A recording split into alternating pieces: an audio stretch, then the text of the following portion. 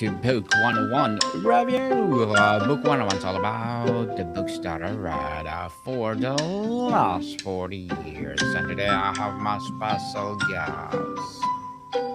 One of his advocacy, bridging artificial intelligence and ancient wisdom, none other than Dr. Roi Yozevitch. Welcome, Dr. Roy, and Book 101 Review. And can you please introduce more about yourself that I miss? Yes, first, it's a great honor and privilege being on your show. I think that besides what you just said, I also an author of 4 books. I wrote 4 books about intelligence, about how to achieve the impossible, about the Enlightenment version 2.0, the educational revolution now happening in due to massive open online courses, etc., and about how to ace your studies. So I wrote 4 books about psychology, intelligence, and the bridge between them. And thank you so much for sharing your knowledge and wisdom to the world, Dr. Roy. Thank you. So tell us, so tell us, before we dive into our topic for today, tell us your writing process of all your books. Wow, my writing process. I wasn't prepared for this question, so let me think. Let me think. I tell Think you, first, okay, okay? okay. I think that uh, I on my YouTube channel, I interview many authors, and I ask them the very same question. Tell me about your writing process. And for me, my writing process is just like an onions. So I need to start with something which is, not fully baked, not fully polished, and then I need to have, like the stream of ideas. I need to know what is the skeleton of the book. There is the first idea that goes to this idea, that goes to this idea, that goes to this idea. And after I have like basically a skeleton, I can dig in and deep and write and polish what I want. And in this process, I there is I think a very good quote from uh, Stephen King in his own writing book that he writes every day, each day, every day, 2,000 words. Okay, 2,000 words every day, and he doesn't get up off his table until he finishes the 2,000 words. Now, I cannot do it. It's a very challenging task for me because I'm not an author by profession. I do many other things. So I try to keep up with 500, 1,000 words. And I think that if you practice this process, it becomes much easier. Well, thank you for that empowering answer, Dr. Roy. So tell us, God, algorithms, and the soul. Does AI change what means to be human? This is a very heavy question. And I think that AI, for the first time in our modern time, you know, dust up very old, profound philosophical questions about the meaning of life. Because there is like the notion of what separates the man from all other creatures on earth. And many people say, we are just a very sophisticated monkeys. Okay. But Hmm. now, even if it is the truth, there is one very big difference between us and our closest relatives, the monkeys. And the difference, I think, which is very obvious, is we are on one side of the zoo and they are on the other side. So even materialistic people, they think that basically, from an evolutionary perspective, we all develop from a joint ancestor. Nevertheless, there is something profoundly different about human beings. And that thing, many people will agree, is our analytic capacity, our brain, our mind, our ability to create poetry, philosophy, religion, art, etc.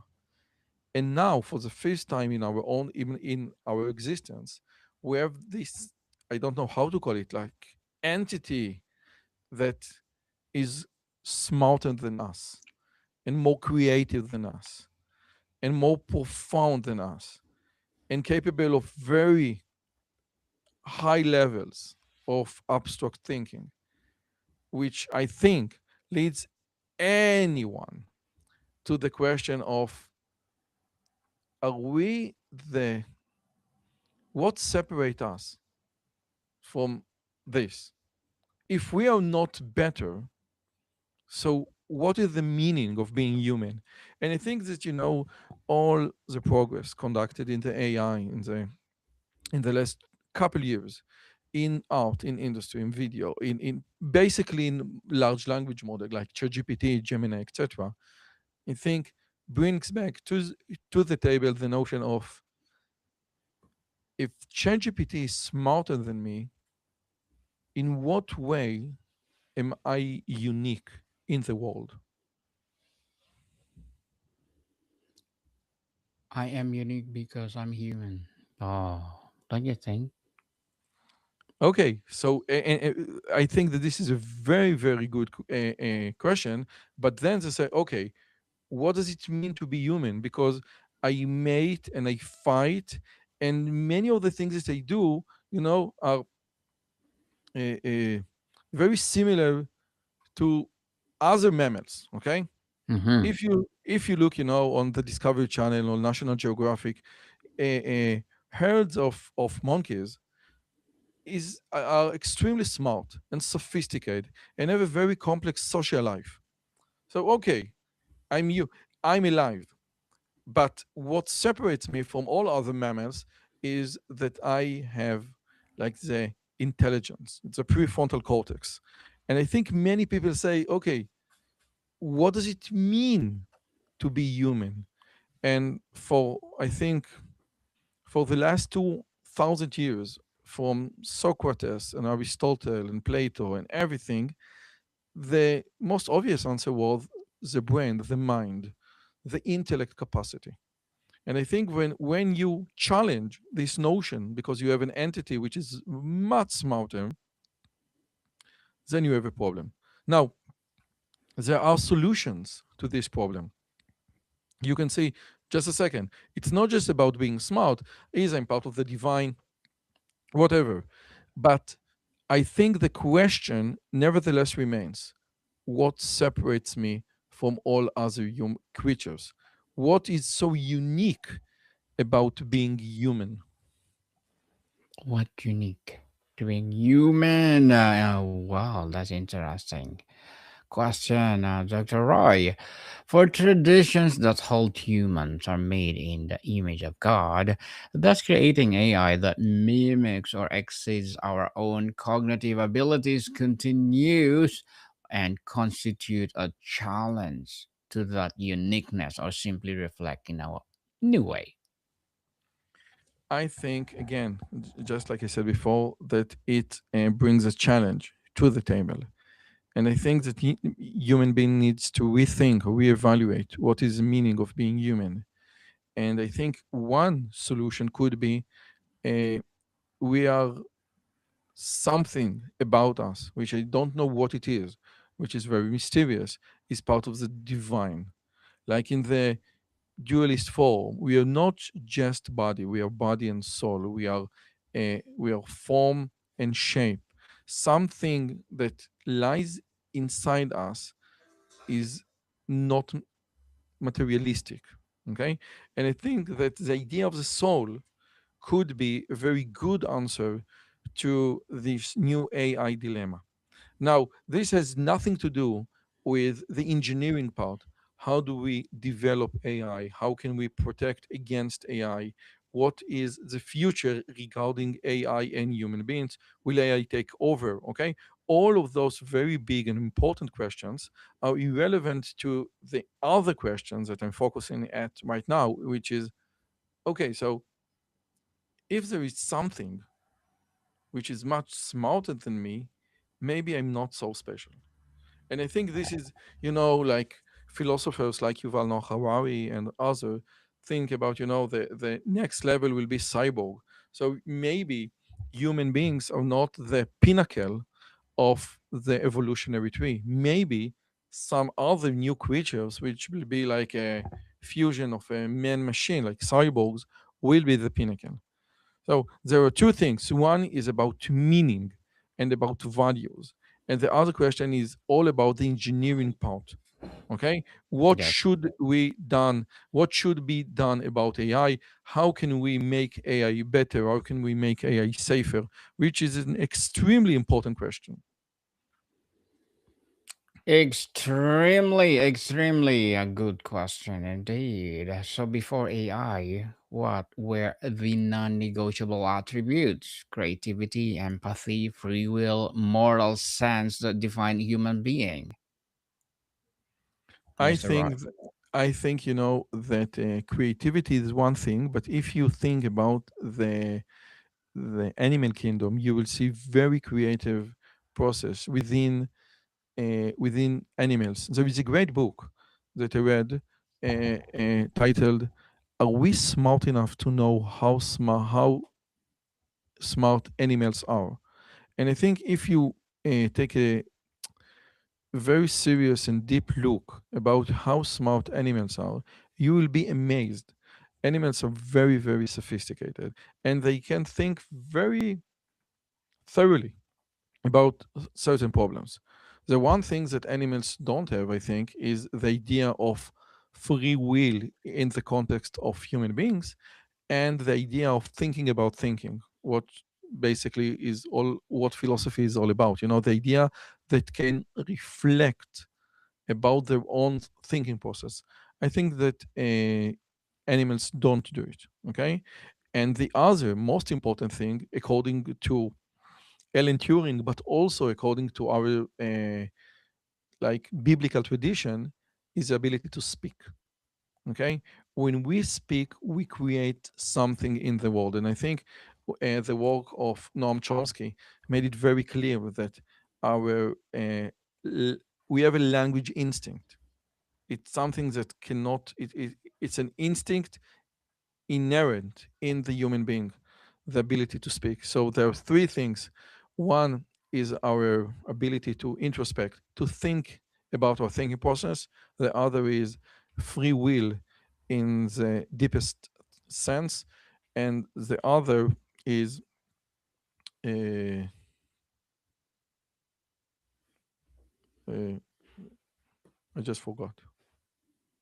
No worries at all, Mister. No worries at all, No worries at all, Doctor Roy. So AI can now generate art, music, and prose that moves people. If creativity was a sacred human reserves, what happens when algorithm can produce work that evokes a spiritual or emotional response? I think that this is a very, uh, this goes back to the idea that we cannot attribute creativity as one of the things that distinguishes human beings. There was a poll done conducted recently about like on a website like Spotify where people were given two kinds of songs. One was completely generated using AI, and the other was manually generated by human beings, and they were asked to distinguish. Okay, could you listen to both songs, and tell me what do you think? Which song was created by AI and which song was created by a human being? And listen carefully, Daniel. 97% couldn't tell the difference. 97%, 97. But now the other question was, are you bothered by the fact that you cannot distinguish a handmade process from an AI made process? And 80% say, yes, I'm bothered. So there are two questions.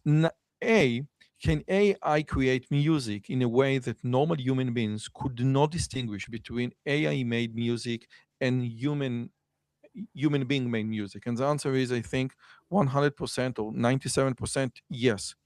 And the other question is, should should we be bothered by this phenomenon? Now, many people say yes, we should be bothered because human being, we have like this attribute called creativity, and when AI can create a new song from scratch, including the lyrics and the melody, so what left for us? And I think you shouldn't be bothered by this. This is not a this is not the relevant battlefield that you want against AI. The relevant battlefield is your moral sense, which is very important, your moral sense, and the mere fact that you are part of the divine. Part of the divine, indeed. And we form bonds with chatbots and virtual companions. Even AI can perfectly simulate empathy and provide solace. Does the devalue human connection, or does the origin of the care remain the critical factor? Wow. I think we still don't have much information about your question. I will tell you one thing. On my lectures, there is a great quote by Tolstoy in Anna Karenina that basically goes like, all happy families are basically happy the same way, but every all miserable families, every family or each family is miserable in its own unique way. And when I talk about this on my lectures, I basically say this is totally BS. Because if you see, if your database is large enough for you to see enough miserable families, you know, the same pattern goes over and over again. You can extrapolate what is like, the notions or the three branches of miserableness, which basically says that AI can solve or can treat you as a very, very talented professional psychologist, a parent advisor, and even like a relationship substitute. Human beings, we are very, very easy to manipulate. Okay, the same things that work on me basically will work on you and your friend and everyone. So if AI can learn, and according to what we know right now, AI learns these patterns of what operates us in the human being level. Okay, you can say like uh, many wives. There is like, in the stand-up comedy right now, that the common joke is that the wife says, okay, I spoke with ChatGPT, and the minute he can wash the dishes, I kick my husband away. I will marry ChatGPT. Why? Because ChatGPT knows how to speak to a woman in a way most men will never understand. And it learned it from all the books that was ever written about how women want to be treated. And the idea of natural language processing or large language models is the idea that they can mimic any style. You know, I can ask ChatGPT, please talk in the way Aristotle would have speak. Okay, and like, please talk or please write in the way that a woman will appreciate it. And I think that what you said right now is a very serious problem, because right now ChatGPT knows exactly how to speak with you, how to, you know, touch all the right places, all the right points in order for you to operate. Interesting, Dr. Roy. So, as an author, what are your short term and long term goals? Again, As an author, Dr. Roy, what are your short term and long term goals? as an author, I wanted for sometimes to write a book about artificial intelligence, but every time that I start, restart writing the book, I say, listen, the progress is so rapid. So what am I going to write about? Maybe what I'm going to write about right now will be irrelevant in few months. So there is one thing that I would like to do very much is basically write a book about artificial intelligence and the philosophy behind artificial intelligence.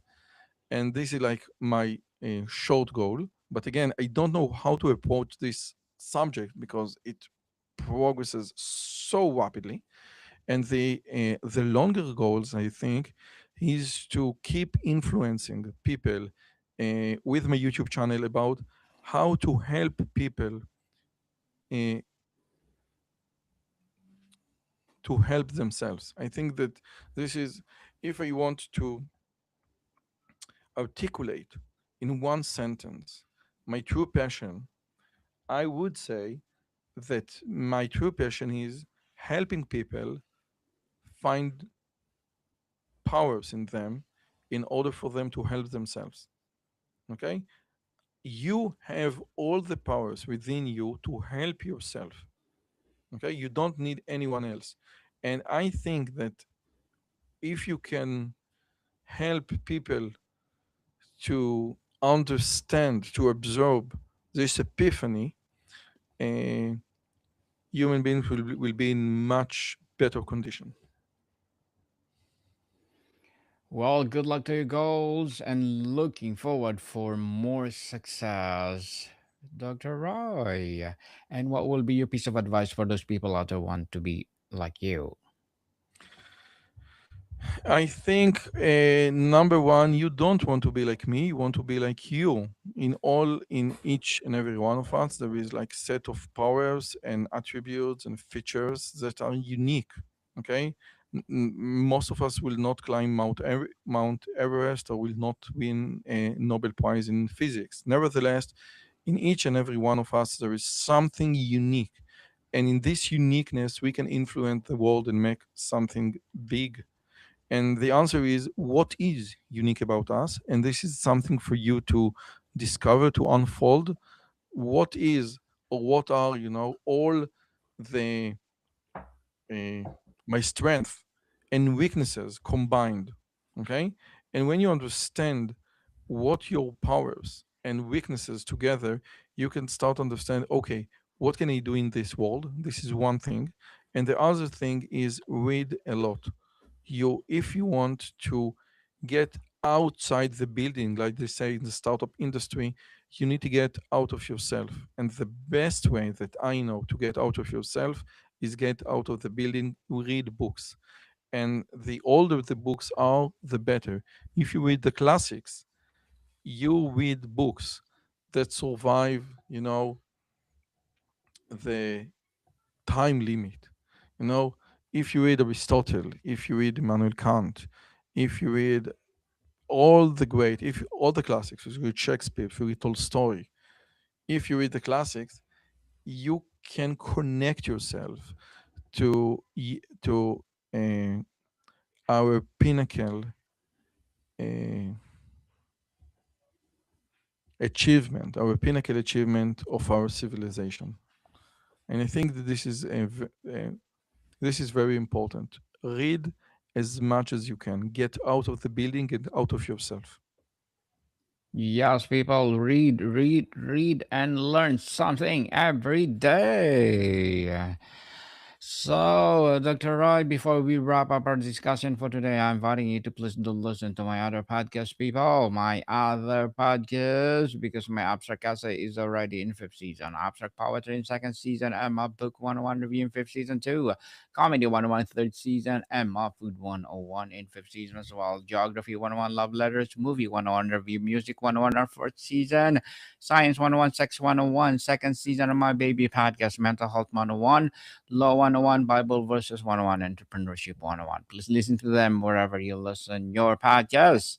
So, Dr. Roy, tell us if or the ultimately, does the trajectory of all AI fill you with more hope for the future of elevated human flourishing and understanding, or with the warning about the erosion of our essence? I would go with the negative approach. I think that AI both increase and decrease the separation of classes.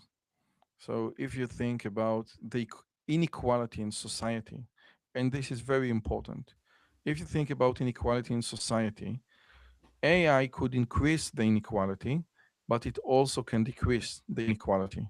And the reason is that it decrease the inequality because now every normal people has y- massive powers of ChatGPT, like the smartest entity in the world for your service. So you have no excuses whatsoever.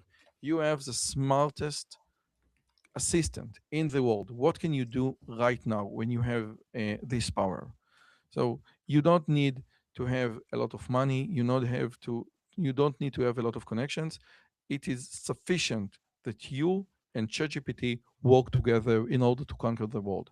So in that sense, AI decrease the inequality because anyone can do it right now. And in the other sense, AI increases the inequality because not all people are going to harness the powers of ChatGPT or AI in order to promote or to progress themselves. So what we will see in the upcoming future is two classes. One class will be uh, up the more intelligent people who knows how to uh, conquer and to harness those AI capabilities for them in order to progress themselves. And we will see the less intelligent people that that don't harness ChatGPT, and in the more distant future, those people will not be needed in the workforce anymore because they cannot they didn't understand the importance of playing or toying with AI. And I think that this is uh, very sad because most people are not smart in order to understand the shift AI has done in our society. So there are big hope and everyone can join the ride. But from our history, we know that most people will not. Dr. Roy, thank you so much for sharing your knowledge and wisdom to the world. Thank you, thank you. So, can you please invite our listeners to support your books, your advocacy, your projects, or anything you want to promote on Book 101? Okay, so regarding my books, I have unfortunately my books are only in Hebrew right now. So if you can read Hebrew, you can read the books. But on my YouTube channel, I have many very inspiring conversations with authors and scholars from all over the world, both in Hebrew and English. So you better check it out. And regarding books, I want to recommend on two books. One is a very dense philosophical book uh, written by Alistair McIntyre called After Virtue. And this book basically says that one cannot derive an ethical philosophy from a rational philosophy. Okay, like the entire Immanuel Kant moral philosophy project and the entire Sam Harris project is doomed to failure. And the other book is what we call the Book of Why, written by Professor Judea Pearl from Berkeley. And in this book, basically, Professor Judea Pearl says that the concept of causality is very different than the concept of correlation. Causation is not correlation. And in this book, he says we need a new math to help us explain what causation is all about. And some of the work that Judea Pearl did are the basics of understanding AI in a much more profound way. Yes, thank you so much, Dr. Roy. And people, let's support Dr. Roy Yozevitch because if you support him, for sure, more and more empowering books to come and more empowering advocacy will rise. So, Mr. Roy or Dr. Roy, thank you so much for your time. Thank you. Thank you. Monica, people, see you soon.